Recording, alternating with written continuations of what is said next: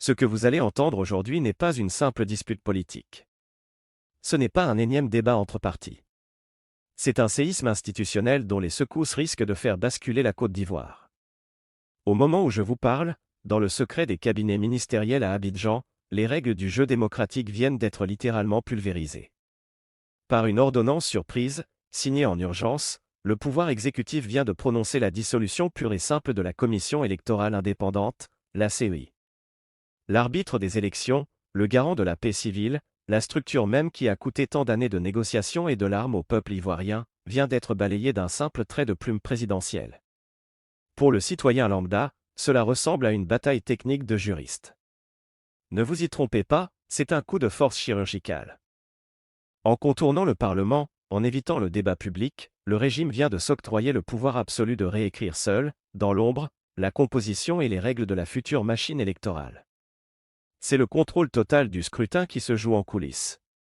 Mais la réplique qui vient de tomber est historique. Le bloc uni de l'opposition, une alliance inédite et explosive entre le PDCIRDA de Tidjane Thiam et le PPACI de Laurent Gbagbo, refuse de capituler. Ils viennent de lancer une contre-offensive judiciaire sans précédent devant les plus hautes juridictions du pays. Une plainte pour excès de pouvoir, un recours en inconstitutionnalité qui attaque directement le cœur du système. Pour la première fois, la robe des magistrats devient le dernier rempart face à la volonté de faire de l'exécutif. Écoutez-moi bien, la question aujourd'hui n'est plus de savoir qui va gagner les prochaines élections. La question est de savoir s'il y aura encore des élections crédibles en Côte d'Ivoire. Le pouvoir a-t-il légalement le droit d'utiliser l'arme de l'ordonnance pour dissoudre l'arbitre électoral? Quels sont les arguments juridiques secrets destructeurs que les avocats de Thiam et Gbagbo ont déposés sur la table de la Cour suprême? La justice ivoirienne va-t-elle oser désavouer le chef de l'État, ou allons-nous tout droit vers une impasse totale et une désobéissance civile généralisée? Rien n'a été laissé au hasard dans cette affaire, ni d'un côté, ni de l'autre.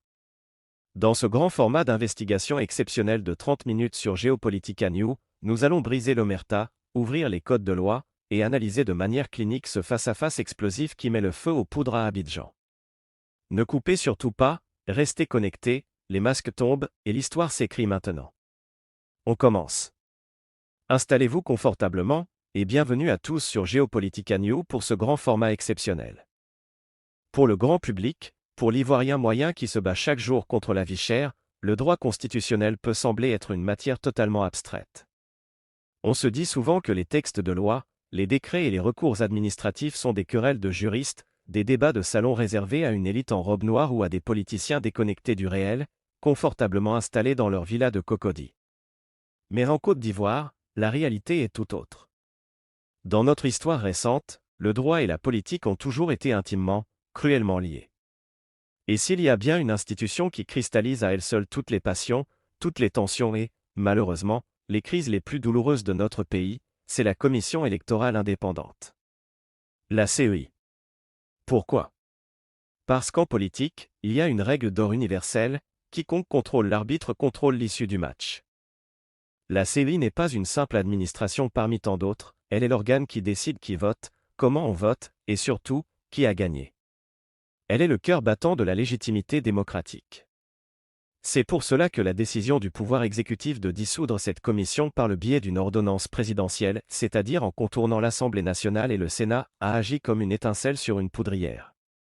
En choisissant cette voie ultra rapide, le camp présidentiel a pris de court tout l'échiquier politique. Pour le gouvernement, c'est une simple mesure de modernisation technique. Mais pour l'opposition, c'est l'instauration d'un arbitrage unilatéral, un jeu dangereux qui menace directement la stabilité du pays. Face à ce qu'elle qualifie de « dérive autoritaire », l'opposition a fait un choix stratégique majeur. Pas de manifestations violentes dans la rue, pas de boycott passif qui laisserait le champ libre aux partis au pouvoir. Non.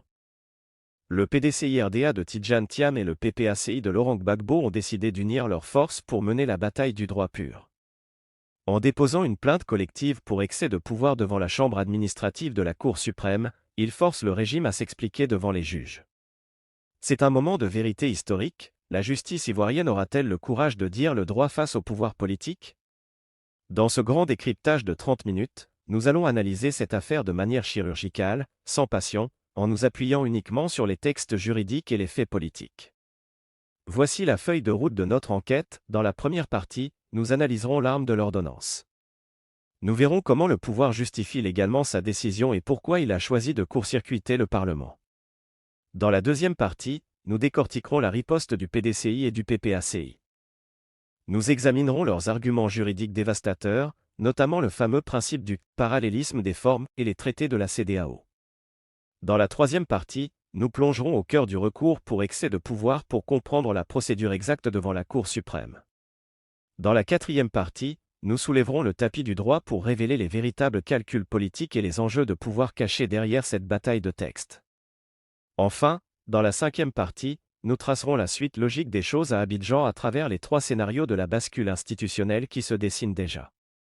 Prenez de quoi noter, ouvrez grand vos oreilles. Le dossier est complexe, mais les enjeux sont monumentaux pour l'avenir de la Côte d'Ivoire. C'est parti pour la première partie.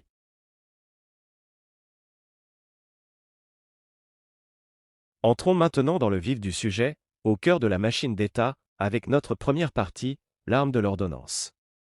Pour comprendre comment le pouvoir en place a pu, du jour au lendemain, dissoudre une institution aussi lourde et stratégique que la CEI, il faut impérativement analyser sa grille de lecture juridique. Le palais présidentiel n'a pas agi au hasard. Il a utilisé un outil constitutionnel ultra puissant, une véritable arme de précision chirurgicale. Cette arme porte un nom et un numéro, l'article 102 de la Constitution ivoirienne de 2016.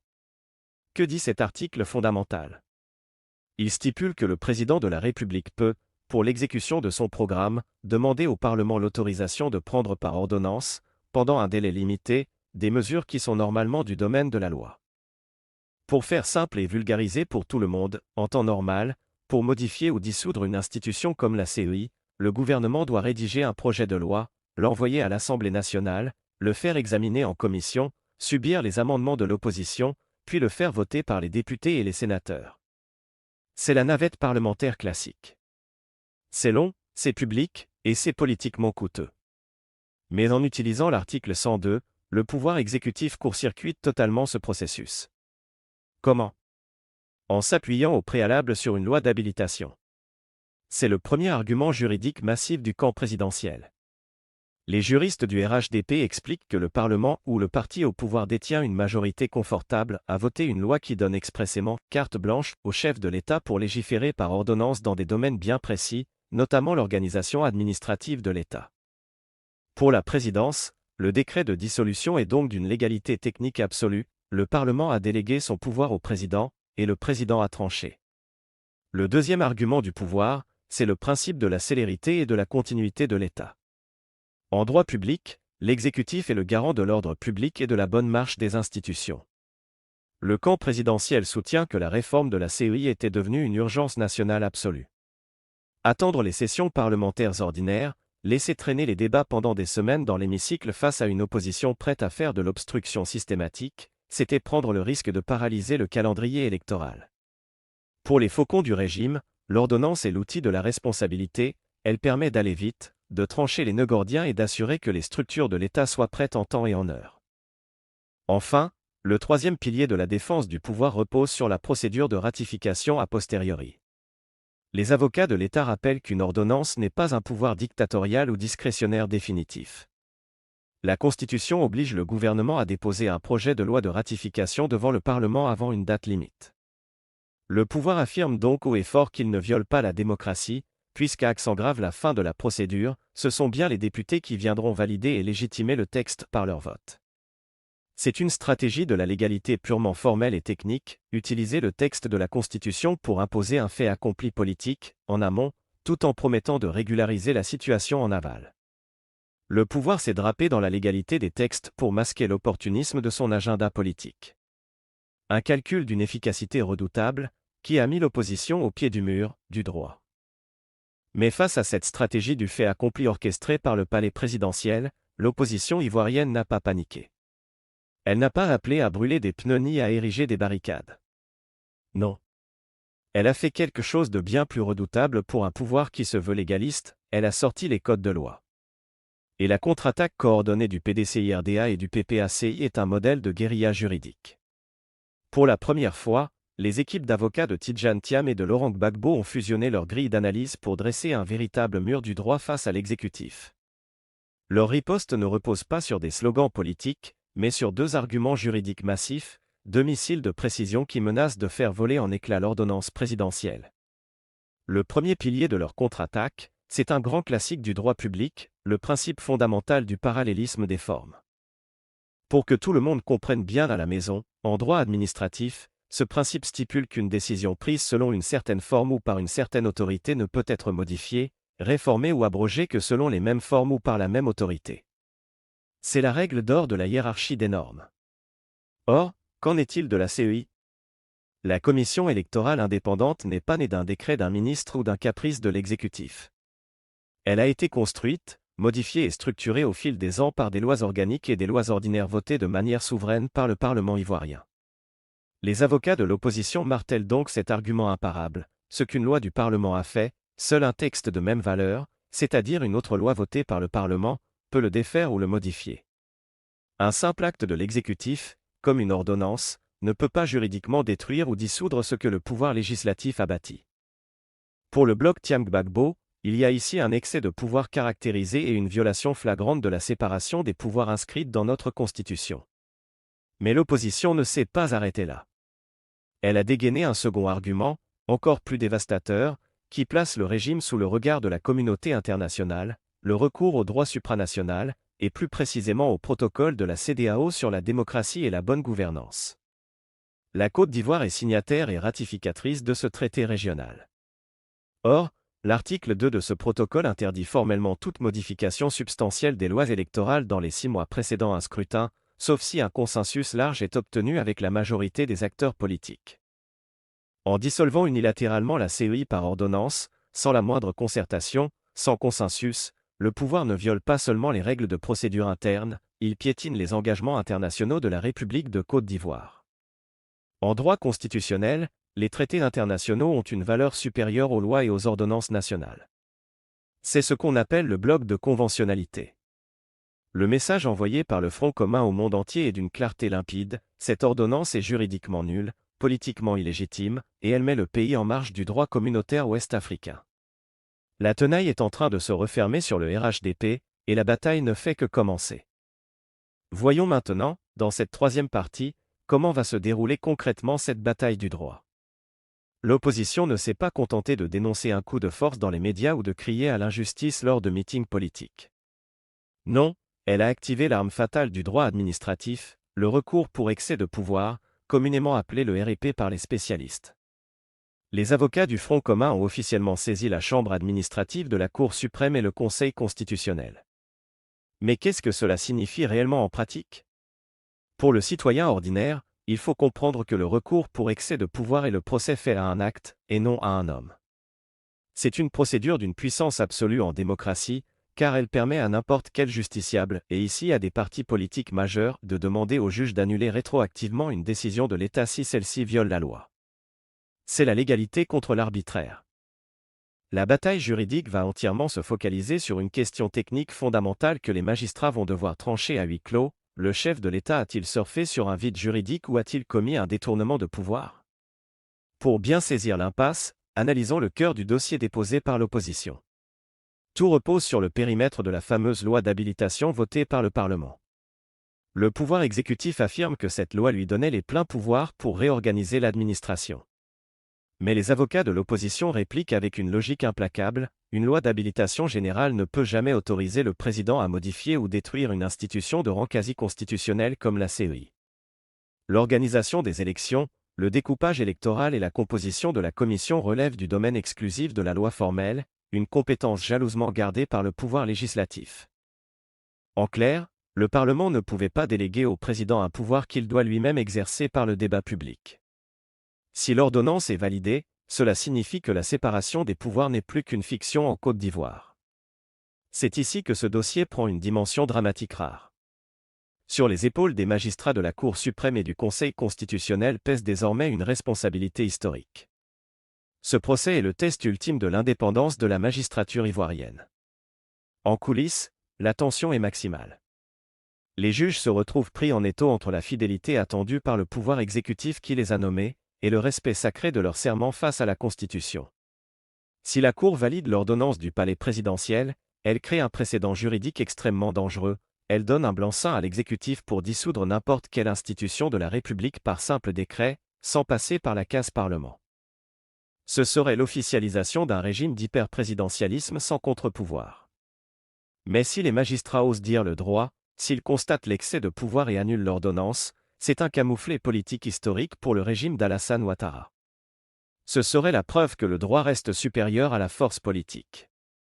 La robe des magistrats est devenue le véritable arbitre de la paix civile, et leur verdict va déterminer si la Côte d'Ivoire reste un état de droit ou bascule définitivement dans le règne du fait accompli. Soulevons maintenant, ensemble, le tapis du droit. Laissons un instant de côté les articles de la Constitution, les recours pour excès de pouvoir et les subtilités du parallélisme des formes que nous venons de décortiquer. Regardons la réalité en face, la réalité brute, froide et parfois cynique de la politique ivoirienne.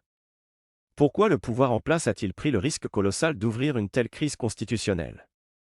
Et pourquoi l'opposition fait-elle de la survie de la CEI le combat absolu de son existence?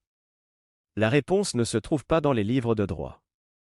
Elle se résume en une formule mathématique simple, le contrôle total et sans partage du processus électoral. Pour le RHDP, le parti au pouvoir, l'enjeu de cette ordonnance surprise est d'une clarté limpide. En dissolvant la commission électorale indépendante pour la remodeler seule, par décret, le pouvoir exécutif s'octroie un avantage stratégique déterminant. Il s'offre le droit exclusif de réécrire les règles du jeu sans avoir à négocier la moindre virgule avec ses adversaires. Qu'est-ce que cela signifie concrètement sur le terrain? Cela permet à la présidence de reprendre la main sur la composition des commissions électorales locales, là où les votes sont physiquement comptés et centralisés. Cela permet de contrôler l'établissement et le nettoyage du fichier électoral, d'organiser le découpage des circonscriptions, et de décider quels magistrats ou fonctionnaires piloteront les bureaux de vote dans les régions clés. Pour les stratèges du régime, il ne s'agit pas d'une dérive, mais d'une assurance vie politique. L'objectif est de verrouiller la machine électorale en amont pour s'assurer d'un scrutin fluide, gérable, et totalement débarrassé des risques de blocage ou de contestations internes qui avaient paralysé les processus précédents.